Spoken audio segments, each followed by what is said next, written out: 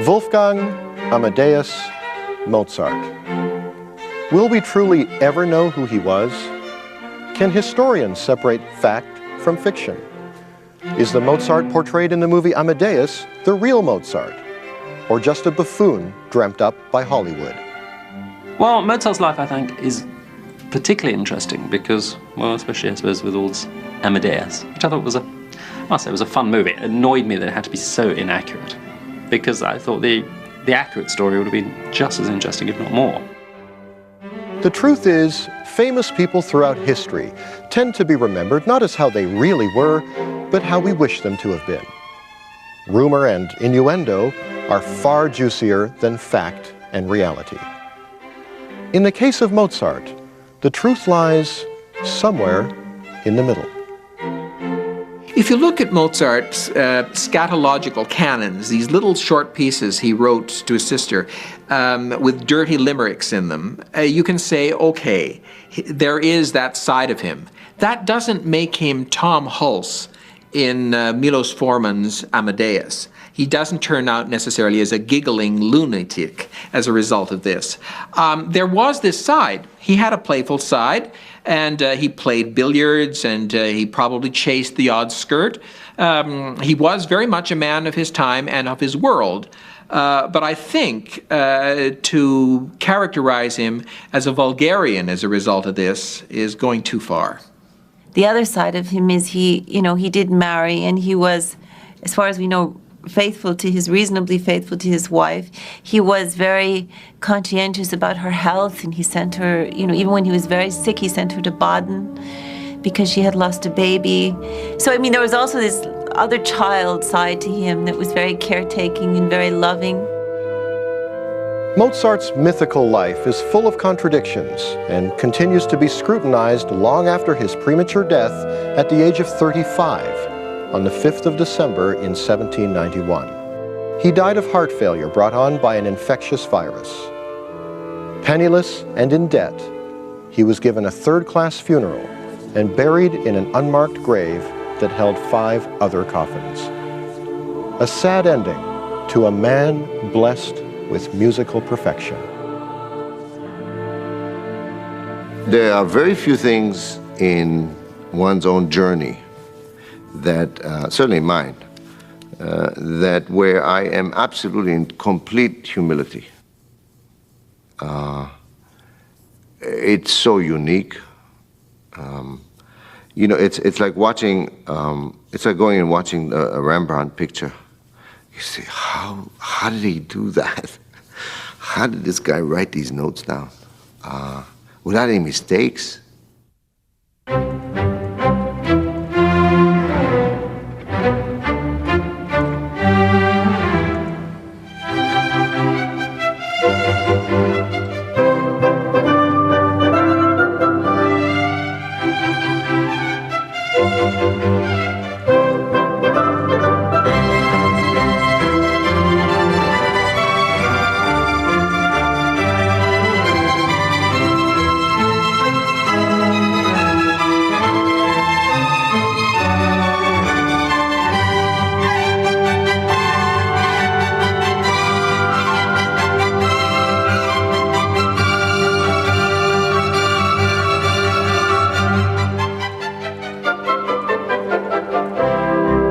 Imagine in a much more prosaic way a guy who writes newspaper articles, who just writes.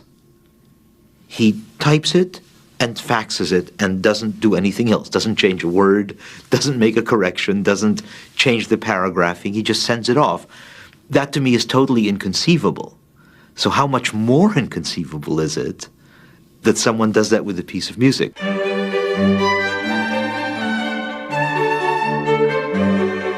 Mozart was born in Salzburg, Austria on January 27, 1756. His father, Leopold Mozart, was a respected composer and teacher of the Archbishop's court. When the young Wolfie hit the ripe old age of 3, he could already play little melodies on the clavichord. His father heard more than just music. He heard opportunity loudly knocking.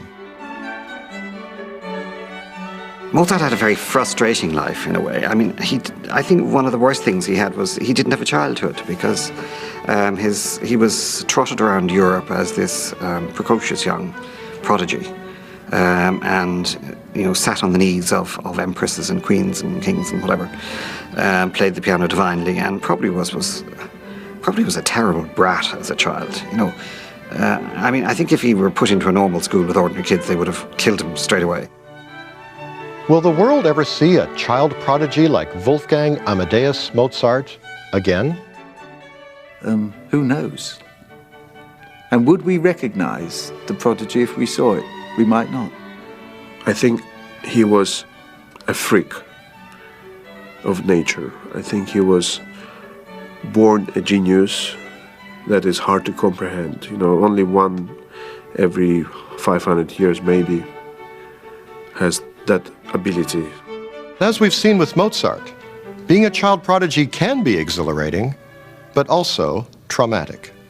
The reason I survived is because I had so many other interests, and I had parents that understood that and didn't put me in a bubble. And I think I've seen some terrible, tragedies really with incredibly talented performers who just burned out or just left music altogether because it was just too much pressure as early on. There's a certain level of talent that can be realized at a certain age to everybody's delight and everybody's wonderment. But the road between that stage of the game and of being a consistent, reliable adult artist is very, very long and arduous, and very few actually make it. Well, actually, my very first professional concert when I was 14 years old with the Philadelphia Orchestra was my debut, and I was very concerned about it was my first time with a major orchestra, and I was kind of in awe of the Philadelphia Orchestra. And during the first performance, just before the cadenza of the Mozart Violin Concerto, I had a rubber band that would keep my shoulder pad on, and it came loose, and I had about a few seconds to stretch the rubber band to secure it before my cadenza. And as I was doing it, somehow I accidentally let go, and the rubber band smacked one of the violists in the face, Mozart began writing music at the age of 4. At 7, his first compositions were being published. At 8, he wrote his first symphonies. By the time he was 17, he was considered a mature composer. I think what made Mozart great was not what he did at 6 or 7, but what he did at 30 and 31. And precocity in the end doesn't really matter, because certainly 200 years later, what's the difference if he wrote this stuff at 17 or at 31? As if we could say, well, of course he didn't do that until he was 30, so it's completely comprehensible. Mozart was blessed with an abundance of talent. His music was elegant, graceful, refined, and always filled with passion. Of passions, Mozart once said, whether violent or not, they should never be expressed when they reach an unpleasant stage. This belief led to some of his contemporaries saying his music was too delicate and lacked the oomph needed to be truly great.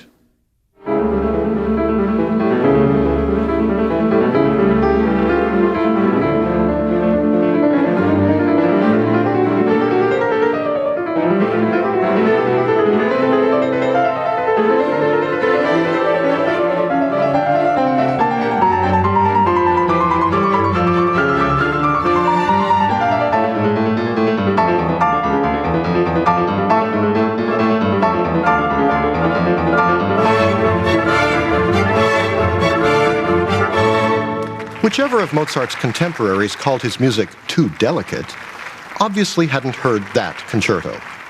In fact, it has an almost operatic quality, and Mozart's favorite musical form was opera. Il catalogo è questo, delle belle che mo il padre mio, un catalogo lieto fatio, osservate leggete con me, osservate, leggete con me. Mozart's favorite instrument was the piano, which he loved to play and write for. Many of his piano concertos rank as the best ever written. Beethoven would later give him a run for his money, but old Ludwig wrote only 5 piano concertos compared to Mozart's 27. The concerto is a fairly new thing when Mozart is writing. A lot of experimentation going on. How do we deal with the fact that we have this theme and the orchestra will introduce it? Then what's the piano going to do? Is it going to reintroduce it? Is it going to do something else? How is it going to announce itself? And Mozart, naturally being Mozart, everything he tries is immediately successful. There's such fantastic music in him. And in some ways, it's impossible to understand how he could write so much good music so regularly. And so many, I think in some 3 or 4 year period, he wrote 12 piano concertos, and each one is a masterpiece. A piano concerto is when the soloist sits in front of the orchestra and is featured throughout the performance.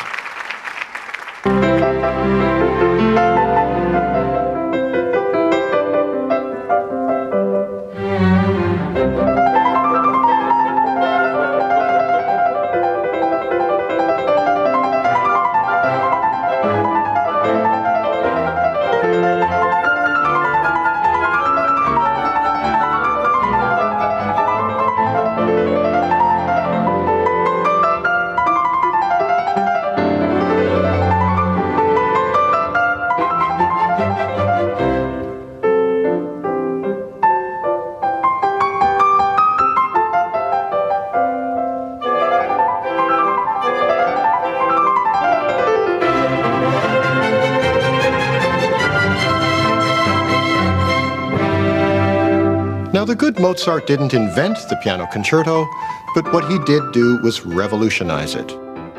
It's all perfect. That's what people say, and I think that's what they mean. That every note makes sense. Every note has a meaning. He used the same vocabulary as the other 5,000 composers who lived in Vienna and Salzburg. But he made better and greater music than they did. What's important about Mozart is that he is the master of making the predictable not happen. You always know where you are, but you don't know where he's going. And the music is so inventive, so imaginative, so shockingly imaginative without being unnatural. This is music that stands apart.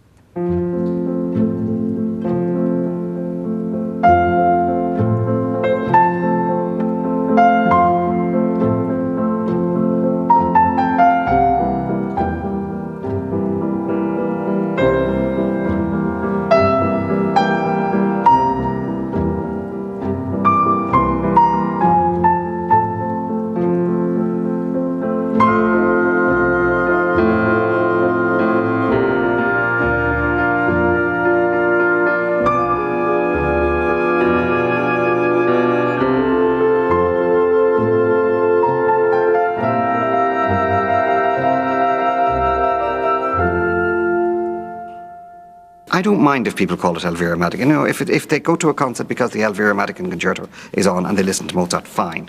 You know, it never worries me. Beethoven's Moonlight was not called Moonlight by Beethoven. And names often get onto compositions without the composer writing it down. But I think that music for him was almost like he was a vessel for it. He said many times that all he was doing was taking dictation from the angels. I mean, that's a comment of his.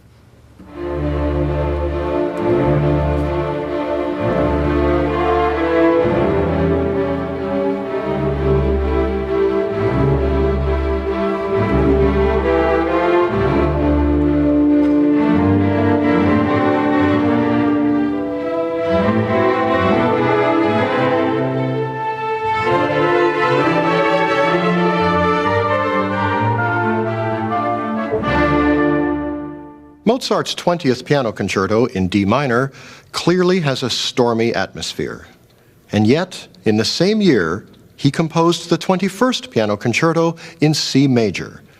In this work, the sun comes through the clouds, and Mozart makes you believe there truly is a God in heaven.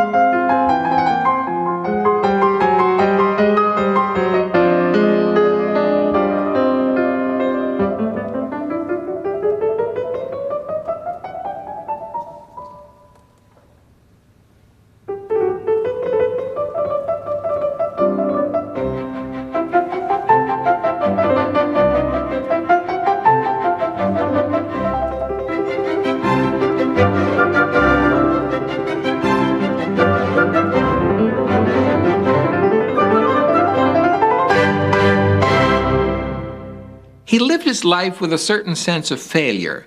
He did not live his life with a sense of lacking worth. He knew he was better than the others, and he was frustrated by the fact that the world wasn't willing to recognize it. The minute he picked up a pencil to write something, you can tell immediately. He had this uncanny ability that no one else has had. So was he a messenger of classical music? I think he was a messenger of God, a messenger of a power that we all adhere to and should. Because if we don't, we are denying ourselves something very beautiful. To many, Mozart was considered nothing more than a talented servant who entertained the privileged, something he had been doing since he was 4 years old and right up to his premature death. It's mind-boggling to hypothesize about what kind of music he would have composed had he only lived longer. Would it have been as perfect? We'll never know. And perhaps we're better off not knowing.